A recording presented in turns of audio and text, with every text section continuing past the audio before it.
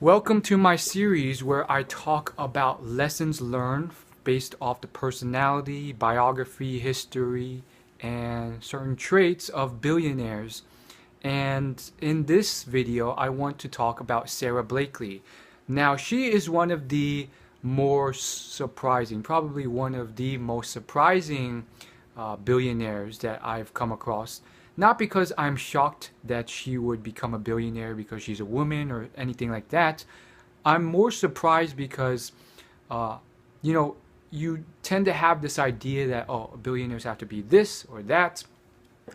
And just based off her personality, it's just very interesting because she is literally, at least if you just watch her interviews and how she speaks, she's very, very positive, very bright, very happy, very chill as well. And honestly, you couldn't tell her apart from a ton of other American girls who look very much like her, act just like her, and she literally seems like a typical American girl.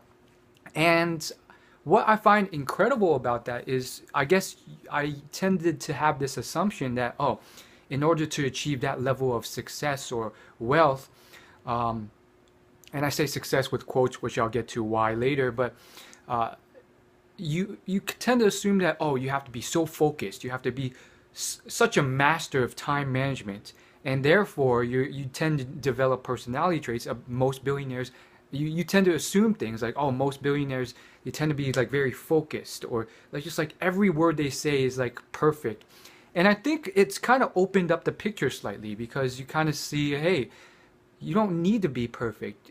Just because you're a billionaire does not mean that, you are God's gift to the world and you're this, perfect mix of every little thing. You have perfect vocabulary, and every word you say is immaculate, and your public speaking skills are on point.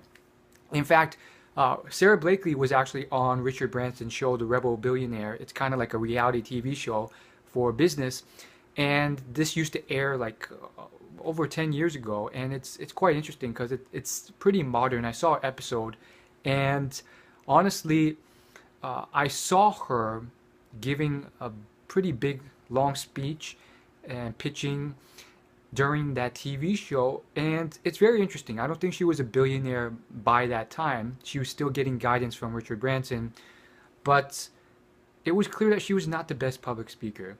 And I think one of the lessons and reminders is that, some things you don't have to conform your personality or certain things, and certain things are not necessarily needed to become a billionaire if that's what you want. And for Sara Blakely, what I discovered is that she's, still fully herself, and you can still fully express your personality. And it was a reminder that you just need to be good at specific skill sets. Another example is Oprah Winfrey. She's really good at what she does, which just so happens to be interviewing, social skills, and talking amongst different people. And I've read articles about people who hung around Oprah Winfrey a lot, and you find that she's pretty much below average or average at pretty much everything else. Cooking, cleaning, exercise, everything else, she's average or below average. So it's a great reminder that you do not need to be perfect. You just need to be good at the right things, and stop stressing yourself out about being perfect. And yeah, I think for me, I think it's helped free me up a bit in terms of personality and how I can express myself. Because who's to say, well, you can't do this, you can't be this crazy personality. Of course, don't go too far with it. Reputation and ethics, that doesn't mean you go crazy and ruin everything and cheat and lie. But if you have a crazy personality, or if you're just like Sara Blakely and you're young and you're lively and you're very excited and very energetic and you speak at 1,000,000 words per second, and that's you, then do that. There's nothing wrong with that. forget these perceptions of billionaires. So I constantly get this, assumption, whether it's what I just said or something else, blown apart when I learn more about these people. And with Sara Blakely, that's definitely been the case.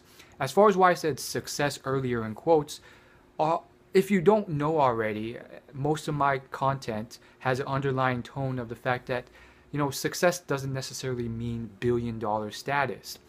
I do think you can learn a lot from people who have this, but that aside, you can be happy, you can be more fulfilled sometimes making less money by doing other things. And ultimately, many people end up moving in that direction because they lose meaning in making more and more money, and they look to higher purpose goals. So keep those things in mind. And the reason I study billionaires is because usually they have much more experience and knowledge, and that's how they've gotten there, and their advice is usually much better than someone who's just a millionaire or just made their first million. Having said that, that's not always the case.